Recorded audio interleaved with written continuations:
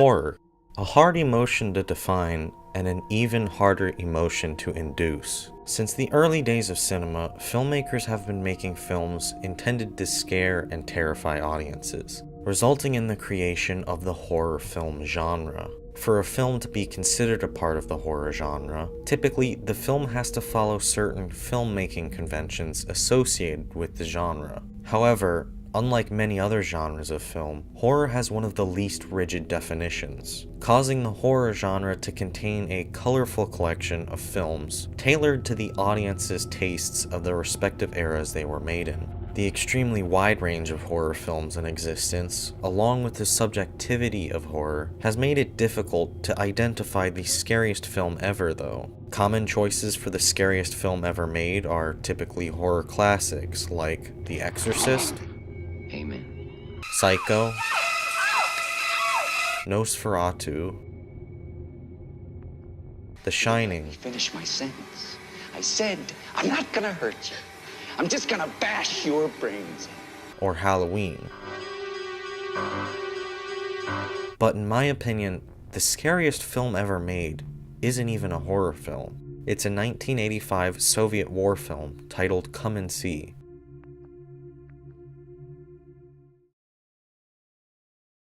Soviet filmmaker Elim Klimov's final film, Come and See, follows the events witnessed by a Belarusian teenager named Fyodor as he joins a Soviet-led partisan unit in Nazi-occupied Belarus while World War II rages on. However, soon after joining the partisans, Fyodor is forced into fighting for his own survival as a Nazi anti-partisan operation occurs in the area. Ultimately, Fyodor experiences the horrors of Nazi war atrocities, including the Holocaust, firsthand.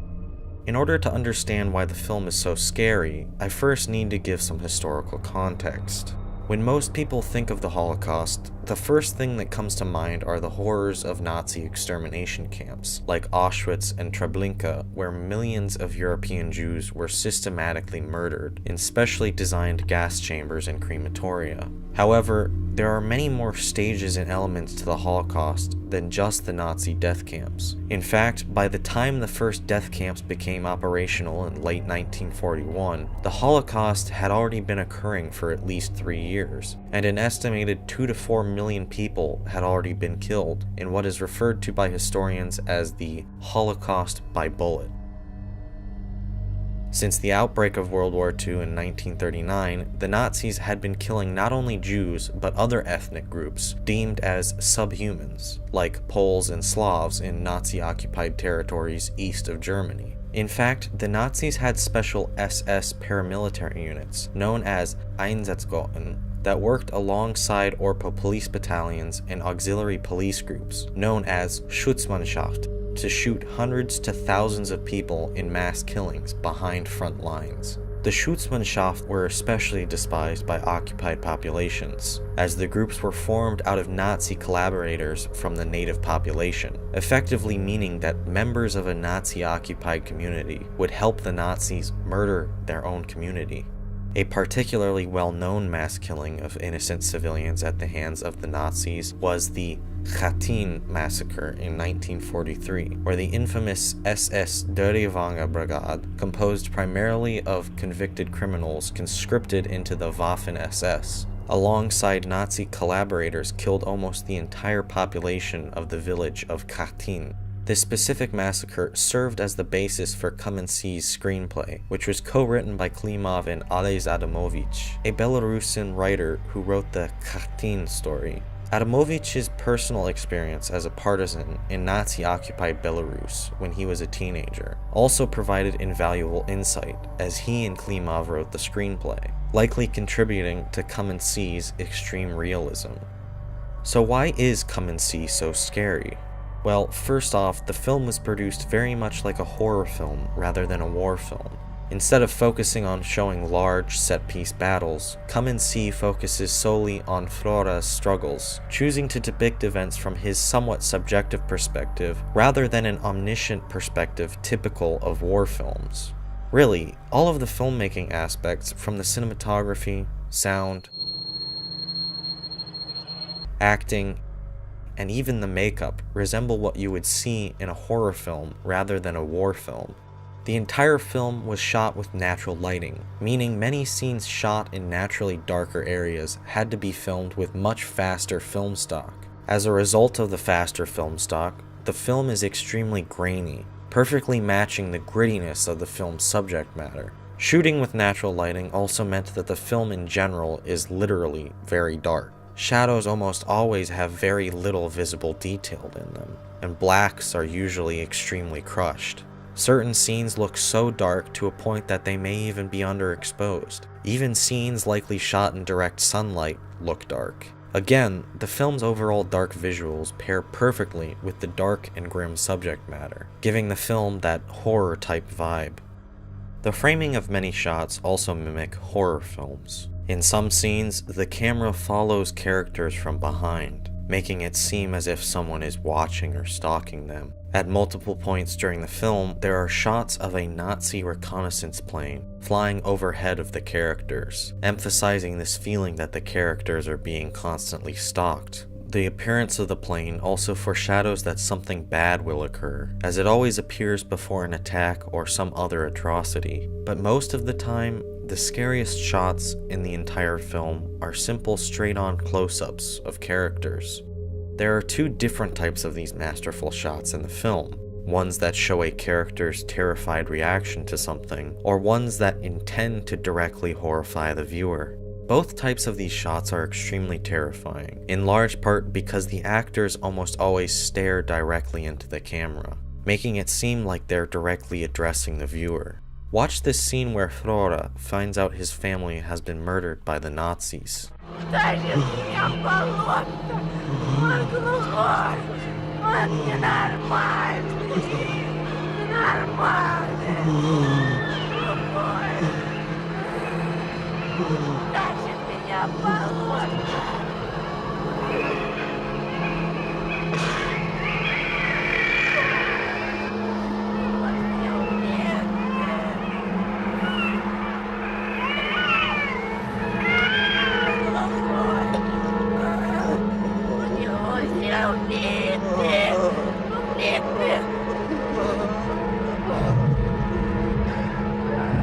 Now watch this scene where Flora first meets Glasha, a girl he later befriends. Меня зовут Глаша. Глафира. Понял? Дурак. Ты чего? А ты чего? Флёра. Чё ты здесь околачиваешься? Пожалели мальчика. Оставили. Although these two scenes have different contexts, they both are equally terrifying because of the frontal close-ups used. The close-ups also highlight the absolutely amazing performances by the actors. The performances in Come and See are so effective that oftentimes it seems like you aren't watching an actor reacting to staged events, but instead a real person experiencing reality. Klimov was so impressed by 13-year-old actor Alexei Kravchenko's portrayal of Flora that he said, Все равно это могло кончиться очень печально.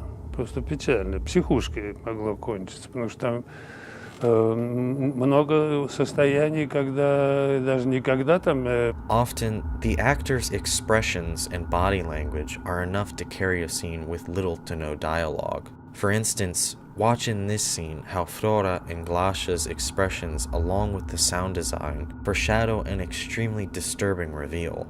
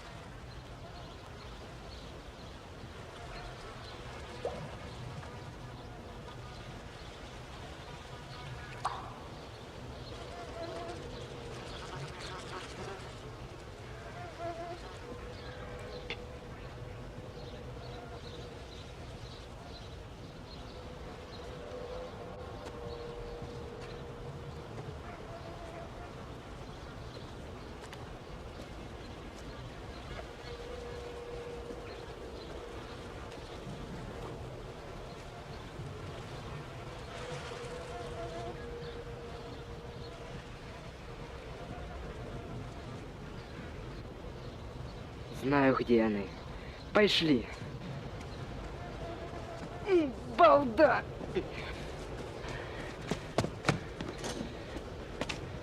Пошли. Я не тут. Близко.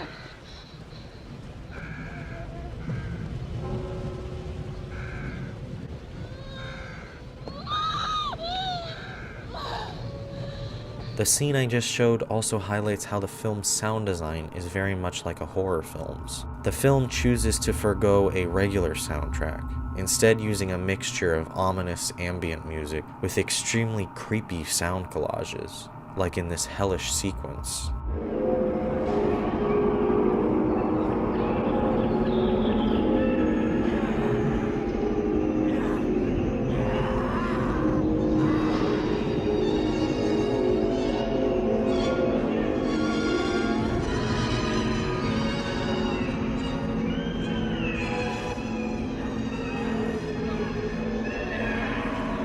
Ultimately, what makes Come and See the scariest film ever made is the events depicted in it. The film climaxes when an entire village is rounded up by an SS brigade with the help of native collaborators and herded into an old church, where the entire village is burned alive.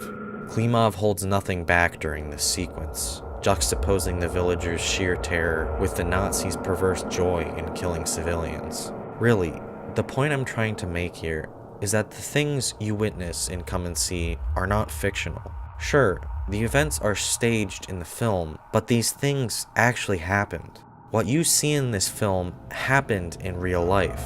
There are many terrible horror films out there that heavily promote in their advertising how the film is based on true events. But almost always what's depicted in those films is very exaggerated and romanticized compared to what actually happened. Come and See is the opposite of this. As Elem Klimov says, Вот в той же Америке люди с трудом смотрят этот фильм, хотя есть и те, которые смотрят, а с трудом смотрят, потому что, ну, я уже говорил, они говорят, мы придумали фильмы ужасов, но это же совсем другое, это же жизнь. Klimov punctuates this point by including real footage of actual Nazi war atrocities in the Soviet Union, along with a title card stating how 628 Belarusian villages were burnt down along with their inhabitants.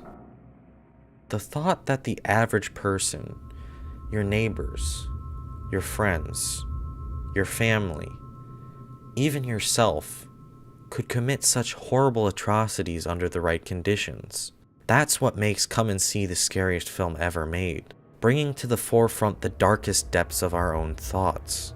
In my opinion, one of the scariest scenes in the film is when one of the captured SS perpetrators of the massacre justifies the killings, espousing the real-life Nazi ideologies that encouraged such atrocities. Да, это я сказал. Без детей выходи. А дети оставить. Du, besetz. Ich hab so gesagt, weil alles seinen Ursprung in Kindern hat. Я так сказал, потому что с детей начинается все. Ihr dürft nicht existieren. Вас не должно быть. Nicht jedes Volk hat das Recht auf Zukunft. Не все народы имеют право на будущее. Слушать. Всем слушать.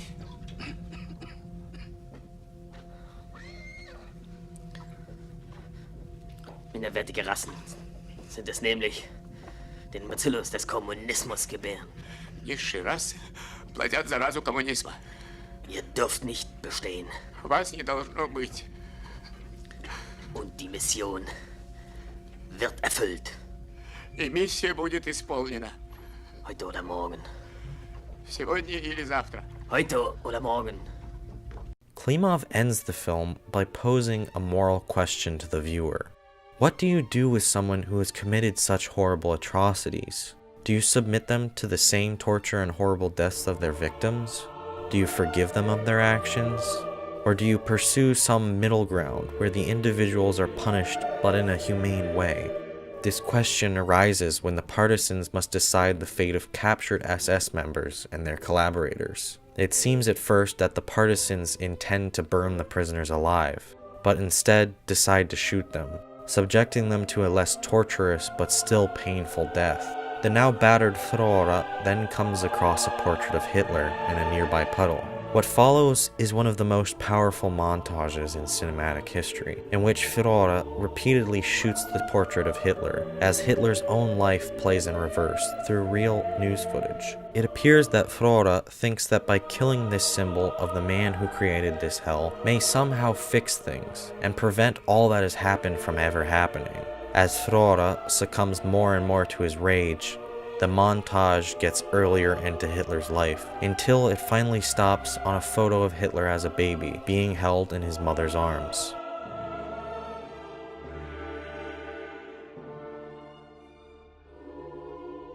At this point, Flora snaps out of his rage-induced trance, seemingly reaching the conclusion that by killing baby Hitler, he is no better than the very man he so hates. Thus, Flora seems to reach some form of acceptance of the position he now is in, realizing that ultimately there is nothing that he, or most other people, could have done to prevent this tragedy.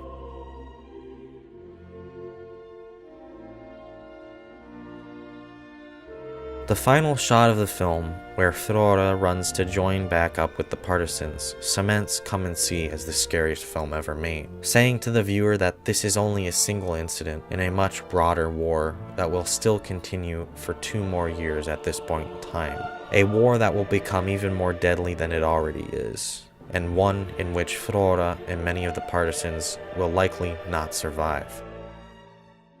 As Elem Klimov says, Я не жалею, что я это сделал, этот фильм. Хотя вот так тяжело вот он рождался и так тяжело дался. Вот, но надо в жизни иногда совершать какие-то настоящие поступки и деяния. Наверное, тогда имеет смысл заниматься творчеством. Вот, если ты что-то людям можешь на самом деле серьезное, большое, серьезное принести.